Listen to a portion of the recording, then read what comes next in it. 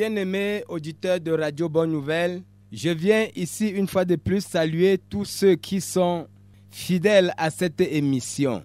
Mes frères et sœurs, c'est le temps pour nous de nous pencher une fois de plus sur quelques versets bibliques dans le souci d'avoir une connaissance profonde de la pensée de Dieu concernant l'humanité qu'il a créée et aussi son amour qu'il a manifesté par Jésus-Christ notre Sauveur. Mes frères et sœurs, c'est le moment pour nous de rentrer dans cette série d'études bibliques qui nous est donnée sur les ondes de Radio Bonne Nouvelle chaque dimanche matin de 6h30 à 7h. Pour tous ceux qui sont fidèles, vous savez, depuis un certain temps, nous avons engagé une série d'études bibliques ici à la radio, tous les dimanches matins de 6h30 à 7h. Alors mes frères et sœurs, cette étude biblique est préparée par nos frères de New Beginning Ministry du côté des États-Unis et est présentée ici par votre serviteur Jean Koa. Aujourd'hui, nous avons un autre thème, lequel nous allons réfléchir là-dessus. Et très rapidement, je vais ici lire le thème, c'est la paix selon Dieu. La paix selon Dieu, voilà le thème du jour. Bien-aimés, avant toute chose, nous devons essayer d'une manière ou d'une autre à définir ce que c'est que la paix. La paix donc, c'est quoi? Selon le dictionnaire français, nous voyons que la paix, c'est le traité qui termine une guerre. Nous pouvons aussi dire que la paix, c'est la tranquillité intérieure qui règne dans les familles, les États, les sociétés et même dans la vie des individus. Et nous pouvons aussi dire que la paix, c'est la tranquillité de l'âme. Nous pouvons donner plusieurs définitions à la paix. Seulement, je pense que dans ces trois définitions, chacun de nous doit pouvoir se réconcilier et comprendre ce que c'est que la paix. Pourquoi nous parlons aujourd'hui de la paix? Parce que depuis un certain bout de temps, nous avons parlé sur ces ondes au sujet des pratiques, des traditions et des coutumes. Quand nous analysons toutes ces choses, nous nous rendons compte que les hommes font toutes ces choses parce qu'ils sont à la recherche de la paix. Il y a quelque chose d'important que nous devons comprendre. L'âme de l'homme est dans une recherche interminable de la paix. Depuis qu'elle est engagée dans une guerre interminable depuis le péché dans le jardin d'Éden, Dieu l'a éloigné de sa présence. Et alors, l'homme a commencé à travailler, batailler pour entrer en possession de la paix qui soit stable. Rendons-nous compte que chacun de nous se donne les moyens qu'il peut et les voies qu'il peut pour avoir la paix, mais nous voyons que toutes les voies que les hommes empruntent les conduisent toujours vers une issue embêtante, vers une issue instable. Voilà pourquoi, de génération en génération, depuis le jardin d'Éden, les hommes se battent pour la paix. Et parmi les moyens et les voies que les personnes utilisent, certains pensent que la magie peut les aider. D'autres pensent qu'en ayant beaucoup d'argent, ils peuvent trouver du repos. Plus loin encore, il y en a qui pensent que c'est le pouvoir qui peut les aider. Bien-aimés, il y a beaucoup de choses que les gens préconisent que cela peut leur donner la paix. Ceci donc nous conduit à tirer une conclusion définitive. Si toutes ces choses donnaient la paix, les hommes ne seraient pas en train de se battre autant que nous voyons. Bien-aimés, nous allons donc rechercher d'où se trouve la paix selon Dieu. J'ai dit en entame que depuis le jardin d'Éden, l'homme a péché et Dieu l'a mis loin de sa présence. Voilà là où a commencé le trouble dans l'âme de l'homme. Voilà là où a commencé l'insécurité dans l'âme de l'homme. Voilà là où l'incertitude règne dans l'esprit de l'homme du jour au lendemain. Tout a commencé depuis le jour où l'homme a péché. C'est souvent bizarre quand nous entendons à travers les médias des hommes d'État ou encore des personnes averties se mettant autour d'une table pour une conférence de paix en ressortant en disant « Nous voulons la paix, même s'il faut la guerre ». Ainsi donc, nous comprenons que les hommes n'ont pas de quoi donner la paix à eux-mêmes et à leurs semblables. J'aimerais qu'avant de continuer, nous lisions dans le livre de Ésaïe, chapitre 9, le verset 5. Voici ce qui est écrit.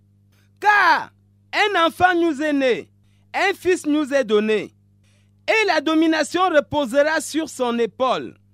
On l'appellera admirable, conseiller Dieu puissant, Père éternel, prince de la paix. » Je précise bien qu'il est dit prince de la paix. Avant de continuer, en plus, bien-aimés, regardons encore dans le livre de Jean, le chapitre 14. Jean, le chapitre 14, le verset 27. Voici ce qui est écrit. « Je vous laisse la paix, je vous donne ma paix. Je ne vous donne pas comme le monde donne. Que votre cœur ne se trouble point et ne s'alarme point. » Frères et sœurs, quand nous rapprochons les deux versets bibliques, nous comprenons qu'un enfant devait naître selon la prophétie. Et on devait appeler celui-là le prince de paix. Et lorsqu'on parle d'un prince de paix, ça veut dire il est né du roi de la paix. Un prince est un fils de roi. Et comme nous savons que Jésus-Christ est le Fils de Dieu, Dieu est lui-même la source de la paix. Par conséquent, tous les efforts que les hommes se donnent sur la terre pour chercher la paix, aussi longtemps que nous ne nous donnons pas des efforts pour chercher Dieu, nous n'arriverons jamais à la paix. Quand bien même on aura beaucoup d'argent, quand bien même on aura le pouvoir, quand bien même on aura la gloire, quand bien même on aura tout ce qui est matériel, l'âme de l'homme sera toujours assoiffée de la paix. En réconciliant ces deux versets, nous rendons compte que cet enfant qui devait naître n'était personne d'autre que Jésus-Christ. Et comme il venait sur la terre, en qualité de Dieu réconciliant le monde avec lui-même, selon le livre de Corinthiens, nous comprenons que c'est ce Jésus qui dit « Je vous laisse ma paix, pas comme le monde la donne. » Il avait la paix. Ce n'était pas la paix d'une autre personne qu'il devait laisser, remarquons. C'était la paix qui était à lui et propre à lui. Ceci étant, la paix de Jésus-Christ était différente de la paix que le monde nous propose. Il précise « Je ne vous donne pas comme le monde la donne ». Ceux qui ont cherché la paix dans la magie se sont rendus compte à quel point la magie les a amenés dans trop de tourments. Ceux qui ont cherché la paix dans l'argent se sont rendus compte à quel point l'argent les a amenés dans l'amertume. Mais Jésus apporte donc la paix à une autre façon, d'une autre manière. C'est pourquoi il dit « Je ne vous donne pas ma paix comme le monde la donne ». Tout ce que le monde nous propose, prétendant que cela va nous donner la paix, bien-aimé, c'est chimérique. Bien-aimé, rien n'est sûr de tout ça et rien ne sera jamais sûr. C'est pourquoi nous devons comprendre aujourd'hui que la paix selon Dieu consiste à se réconcilier avec Christ, le prince de la paix. La paix selon Dieu consiste à se réconcilier avec Christ, le prince de la paix. J'insiste. Lisons dans le livre de Philippiens, le chapitre 4. Philippiens, le chapitre 4, et nous lisons le verset 9. Là, il est écrit, « Ce que vous avez appris, reçu et entendu de moi, et ce que vous avez vu en moi, pratiquez-le, et le Dieu de paix sera avec vous. » Si nous nous posons la question de comment donc avoir la paix selon Dieu, le verset de Philippiens chapitre 4, le verset 9 nous répond cela. nous donne une réponse à cette question. L'apôtre Paul prescrit ceci. Ce que vous avez appris, reçu, entendu de moi, et ce que vous avez vu en moi, pratiquez-le, et le Dieu de paix sera avec vous. Nous sommes sans ignorer que la vie de l'apôtre Paul était consacrée à la prédication de l'évangile. L'évangile nous révèle que Dieu a tant aimé le monde qu'il a donné son Fils unique, afin que quiconque croit en lui ne périsse point. Lorsque la destruction nous guette, la vérité est que la paix nous quitte d'abord. Et si tu as perdu la paix, sache que la destruction est à ta porte. Mais l'apôtre Paul nous donne ici le secret. Il a mené une vie d'exemple. Je veux dire, une vie de prédicateur de l'évangile, une vie de foi, une vie qui reflète la pensée de Dieu selon l'évangile. Et il dit, sans mâcher les mots, si vous voulez avoir la paix, faites tout ce que vous m'avez vu faire. Faites tout ce que vous avez entendu que j'ai fait. Faites tout ce que vous avez reçu de moi. Voilà le secret pour entrer dans la paix selon Dieu. Et il termine ses propos en disant, et le Dieu de paix sera avec vous. Nous comprenons que c'est le même Dieu qui a été révélé depuis Ésaïe 9. En passant par Jean 14, 27, nous chutons ici dans Philippiens 4, 9. Ce même Dieu va être avec tous ceux qui font la volonté de Dieu révélée par l'Évangile. À la question de comment donc retrouver la paix de Dieu, nous pouvons répondre simplement par Philippiens 4, 9. Plus haut encore dans le livre de Philippiens, chapitre 4, nous lisons le verset 6 et 7. Voyons ce qui y est écrit. Ne vous inquiétez de rien, mais en toutes choses faites connaître vos besoins à Dieu par des prières et des supplications avec action de grâce. Et la paix de Dieu qui surpasse toute intelligence gardera vos cœurs et vos pensées en Jésus-Christ. Ici encore, l'apôtre Paul nous conseille, lorsque les inquiétudes animent notre âme, ça veut dire que nous ne sommes pas dans la paix de Dieu. Il nous dit, nous devons faire confiance à Dieu et lui faire connaître nos besoins par des prières et des supplications. Et la paix de Dieu, la paix de ce prince de paix que Isaïe a révélé, la paix de ce Jésus-Christ qui est venu du Dieu de paix, étant lui-même le Dieu de la paix, étant lui-même le prince de la paix, étant lui-même la paix, parce qu'il dit, je vous donne ma paix. C'était lui qui possédait la paix. Ceci étant, nous devons comprendre que nous ne saurons jamais avoir la paix si nous sommes loin de Dieu, si nous avons bafoué l'évangile, si nous avons refusé de croire, de nous repentir, de nous réconcilier avec Dieu par l'œuvre de la croix. Parce que depuis le péché au jardin d'Éden, les hommes sont séparés de Dieu, par conséquent, sont séparés de la paix. Et voilà, c'est pourquoi nous menons toutes les guerres sur la terre pour retrouver la paix et nous ne trouverons jamais la paix. Même les pays qui fabriquent les armes pour assurer la paix dans leur pays sont constamment en guerre. Voilà donc le dilemme. Nous allons, bien aimés, comprendre quelque part le bénéfice de la foi en Dieu. Et nous allons très rapidement lire dans le livre de Éphésiens, chapitre 2, le verset 17.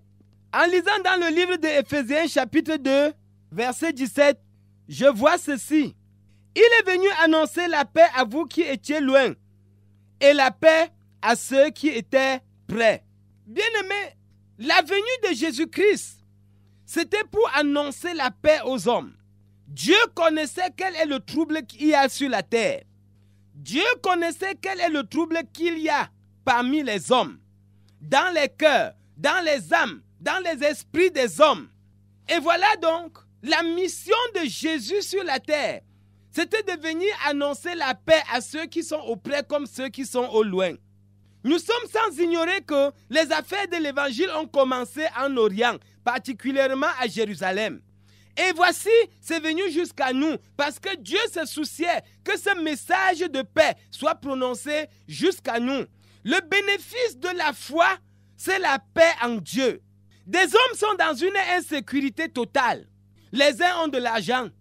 Ils ont construit des hautes barrières. Ils ont mis un chien à l'entrée.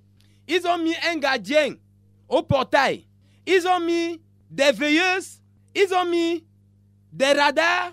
Et même, nous appelons quoi? Les détecteurs. Jusqu'à là, ils sont toujours troublés. Ils ne se sentent pas en sécurité. Pourquoi ça donc? Parce que la semence du péché demeure encore en lui. Jusqu'à ce que l'homme soit réconcilié avec Dieu, il ne trouvera pas la paix. Le bénéfice de la foi, c'est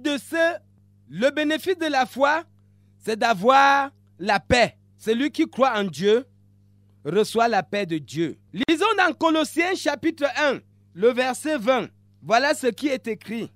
Il a voulu par lui réconcilier tout avec lui-même, tant ce qui est sur la terre que ce qui est dans les cieux, en faisant la paix par lui, par le sang de la croix. Nous comprenons par ce verset que Dieu a voulu ramener ceux qui étaient loin de lui à lui. Il a voulu intégrer ceux qui étaient hors de ses plans dans ses plans. Et par comment? Par Jésus-Christ. Et par l'œuvre de la croix, il a rendu possible ces choses. C'est pourquoi, mes frères et sœurs, n'hésitons pas de venir à Christ. Laissons toutes les voies que nous voulons emprunter sur la terre. Et sachons que le plan de Dieu pour que l'homme entre dans la paix, c'est que tu crois que Jésus-Christ est l'ultime solution. Lisons Colossiens chapitre 3, le verset 14 à 15. Voici ce qui est écrit. Mais par-dessus toutes choses, revêtez-vous de la charité, qui est le lien de la perfection, et que la paix de Christ, à laquelle vous avez été appelés pour former un seul corps, règne dans vos cœurs, et soyez reconnaissants. Les versets que nous venons de lire ici nous rappellent la conduite que nous devons avoir. Et ceci alors, la semence de la paix en Christ, que ceux qui ont cru en Christ ont reçu, va les garder pendant que le monde est en trouble. Est-ce que c'est possible de vivre en paix dans ce siècle? Oui, c'est possible. C'est possible de vivre en paix dans ce siècle. Ce siècle de trouble, ce siècle de guerre, ce siècle de la confusion, dans ce siècle de l'instabilité, tout est instable. Rien n'est rassurant. Ce siècle où tout est rapide et rien n'est à son temps. Nous avons maintenant trop de choses, mais on n'a pas du temps parce qu'on n'a pas la paix. On n'est pas sûr du lendemain. Mes frères, comment expliquons-nous lorsque nous rencontrons des gens, ils nous disent « Je n'ai pas le temps, je n'ai pas le temps ». À la maison, comme n'importe où, dans la société, la science a rendu tout rapide. Quick, quick, quick, quick. On a le monnaie quick. On a le flash quick. On a le marmite quick. On a le lait quick. Tout est quick, quick. Rapide, rapide. Mais les gens n'ont pas le temps. C'est curieux. Jusqu'à ce que nous soyons en Christ, nous aurons le repos. Nous pouvons trouver le repos. Nous allons arrêter avec les inquiétudes pour pouvoir nous donner à nous-mêmes la paix en nous attachant à Christ qui est capable de faire toute autre chose pour nous. Mes frères et sœurs, je vais terminer en nous faisant lire le livre de Psaume, chapitre 91. Psaume 91, et nous lisons comme ça le premier verset. Voici ce qui est écrit. Celui qui demeure sous l'abri du Très-Haut repose à l'ombre du Tout-Puissant.